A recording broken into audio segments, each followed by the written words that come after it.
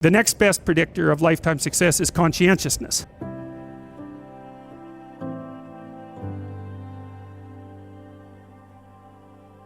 Well, so, and of the two aspects of conscientiousness, say orderliness and industriousness, the better predictor is industriousness. So the question is, well, what can you do about your industriousness?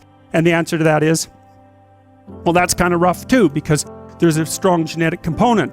But you can work on micro habits with regards to your conscientiousness. And I think the best micro habits, this is partly to do with this future authoring program processes, I think the best thing you can do with regards to your conscientiousness is to set up some aims for yourself, goals that you actually value.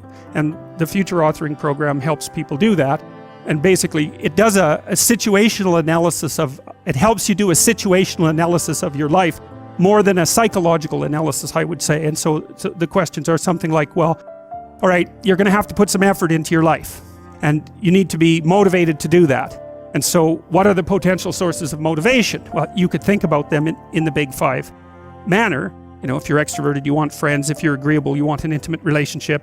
If you're disagreeable, you want to win competitions. If you're open, you want to engage in creative activity.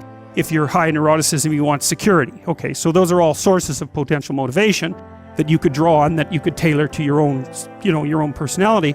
But then there are dimensions that you want to consider your life across. And so we ask people about, well, if you could have your life the way you wanted it in 3 to 5 years, if you were taking care of yourself properly, what would you want from your friendships? What would you want from your intimate relationship? How would you like to structure your family? What do you want for your career? Well, how are you going to use your time outside of your job? And how are you going to regulate your mental and physical health, and maybe also your drug and alcohol use? Because that's a good place to auger down, because alcoholism, for example, wipes out, 5 to 10% of people. So you want to keep that under control. And then, so maybe, you develop a vision of what you would like your life to be, and that associates the goal, once the goal is established, and then you break down the goal into micro processes that you can implement. The micro processes become rewarding in proportion in relation to their causal association with the goal, and that tangles in your incentive reward system. We talked about the dopaminergic incentive reward system, and that's the thing that keeps you moving forward. And the way it works is that it works better if it produces positive emotion when it can see you moving towards a valued goal. Okay, well, what's the implication of that? Better have a valued goal, because otherwise you can't get any positive motivation working out. And so the more valuable the goal, in principle, the more the micro processes associated with that goal start to take on a positive charge. And so what that means is, well, you get up in the morning and you're excited about the day, you're ready to go. And so as far as I can tell, what you do is you specify your long-term ideal. Maybe you also specify a place you want to stay the hell away from, so that you're terrified to fail as well as excited about succeeding, because that's also useful. You specify your goal.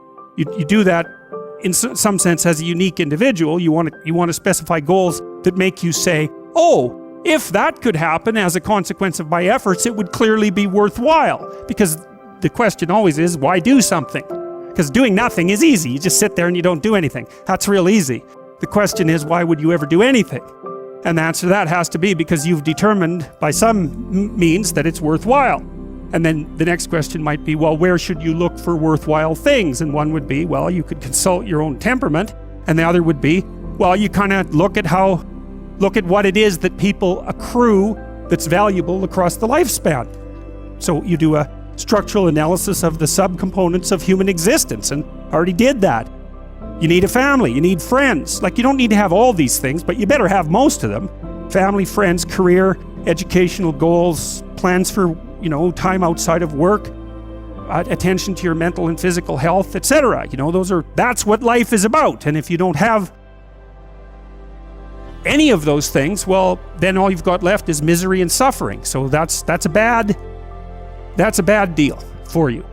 So once you set up that goal structure, let's say, and that's really in many ways that's what you should be doing at university.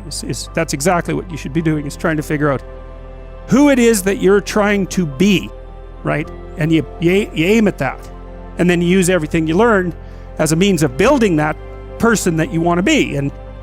And I really mean want to be. I don't mean should be, even those things are going to overlap.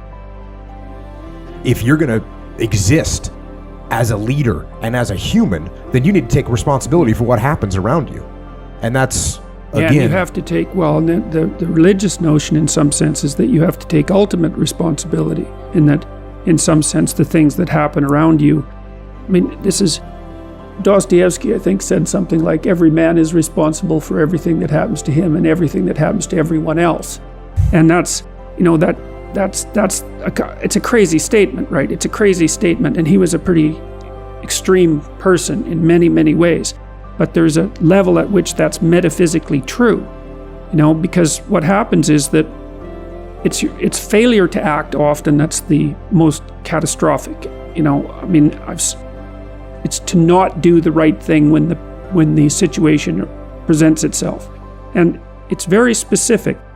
You're constantly in situations where you could do the right thing if you were willing to take a risk that's actually of relatively moderate size. And you know that you could take the risk, and you know that you should take the risk, and you don't. And that happens to people all the time. And then what happens is the thing that they didn't oppose grows a little bit, and they shrink a little bit. And that starts a loop, hey? And you say, well, how do you take responsibility for the world? And the answer is, well, you also have to do it with a certain degree of humility, because what do you know? And this is part of the reason that I'm so opposed to the activist culture on college campuses. You don't teach 18-year-olds to go and demonstrate about capitalism, because they don't know anything, and they have problems in their own life that need to be solved that are local. And the local problems aren't trivial, they're not disciplined. They're not looking at the world in a straight way. They're not taking responsibility for themselves or for their actions, their sexual actions, among others. They're not taking responsibility for their family. They're not looking at how they could contribute to the community. They don't understand the fact that they don't know anything. And so they should be taught to start locally and to put things together that they could put together, to make their bed and to clean up their room and to attend their classes with regularity if they're going to university, because that's part of the implicit contract, and to straighten up the things around them that are actually within their power to straighten up. And then what happens is that if you do that, let's say religiously, which I suppose would be the same as in a disciplined manner, that your realm of influence starts to grow, but it grows in a positive way. Just like you can end up in hell one step at a time. And that's extraordinarily well documented. You can end up at the opposite place of that one step at a time, but it's also that same gradual process. You don't get to leap from being a 17-year-old knothead who doesn't know anything and who isn't disciplined to the critic of Judeo-Christian society. You just don't know enough to do that, especially when you can look at your own life and think about how many things that you're doing that you know are wrong, that you could fix, that you aren't fixing. And that's the crucial thing. This mode of thinking isn't asking people to stretch themselves beyond what they're capable of. It's just asking them to stretch themselves to the point that they are capable of and seeing what happens. And that works. It works. I've had many people write me over the last year, and this is a great thing, really, it's a great thing, who said that they started to tell the truth, or at least not to lie, because who can tell the truth, right? But at least you can not lie. And that they started to put things in order around them that they could put in order, and that, the positive things just started to happen like mad. And they're not nihilistic, and they've got a purpose in their life. And so, thank God for that. And it does work.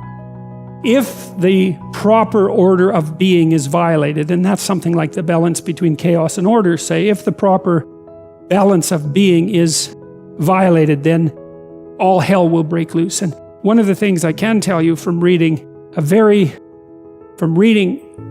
comprehensive set of myths from around the world is that that's a conclusion that human beings have come to everywhere. Stay on the goddamn path and be careful.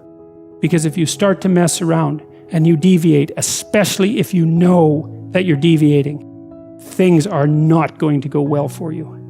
And that idea is everywhere. And I think it's right. I think the idea is right, because there aren't that many ways of doing things right, and there's a lot of ways of doing things wrong.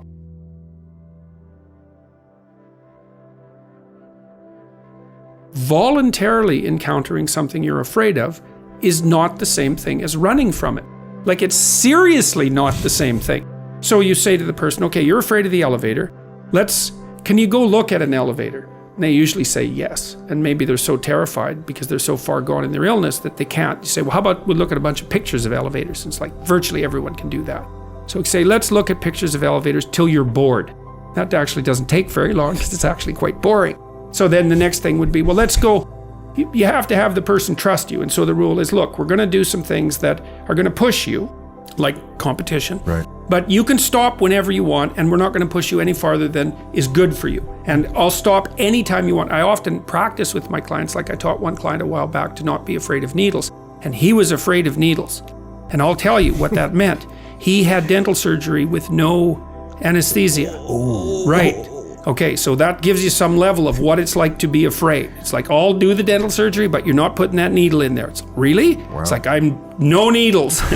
So I taught him how to not be afraid of needles, and it didn't take very long. But the first thing I did is I told him I was going to bring a needle into the office. And that was all I told him the first week, is next week I'm going to bring a needle in here, and I'm going to keep it sheathed, and it's going to be sitting on a shelf, and that's where I'm going to put it. And when you come in here, you can look at it, and if you want me to put it away, then I'll put it away. It's under your control. And then, so he was okay with that. So he came in, I said, there's the needle. I said, you want to look at it? He said, no. I said, but can you? It's like, I'll look at it. So he looked at it. And then he said, look, like, I'm going to pick up the needle, and now what you're going to do is you're going to tell me to put it down, and I'm going to put it down. So I picked it up, and he got nervous, like right away. And he said, will you put that down? I put it down right away. I said, we do that 10 times so that the bottom part of your nervous system actually knows that that's what's going to happen. I said, now, and then the next thing we'll do is we're going to practice you saying you've had enough and leaving the office. So I'd pick up the needle, and he'd say, okay, so now you say you've had enough, I'm leaving. And so he said that, and then I'd let him leave. We did that like 10 times so that he knew that he could just say he'd had enough and leave. So that meant he didn't have to be a prey animal, right? So we were getting him out of that mode. And it didn't take very long until then I could bring the needle close to him. And I say, make sure you watch it. You can't pretend it's not there, right? I'll bring it close to him and touch him with the sheathed needle. So we did that a bunch. And then finally, I unsheathed it and I'd bring it close, and he'd tolerate that or stop me. And then I'd touch him with that. And then the last part of it was that I put it under a piece of paper so he couldn't see it, and then I'd bring it close to him. Right, because that was the unknown, right? You don't know what the hell's going on underneath the piece of paper. But he got to the point where he could go and have a needle. It took him it was very brave of him to do this, because, well, what had happened to him is he had a very bad experience with the childhood dentist who held him down. I was about to say, where did this come from? Oh yeah, 6 people held him down to give him a needle. It's like, that wasn't so good. It had some long-term consequences. But see what happened. So when you do that with people, you don't teach them to be less afraid. You teach them to be braver.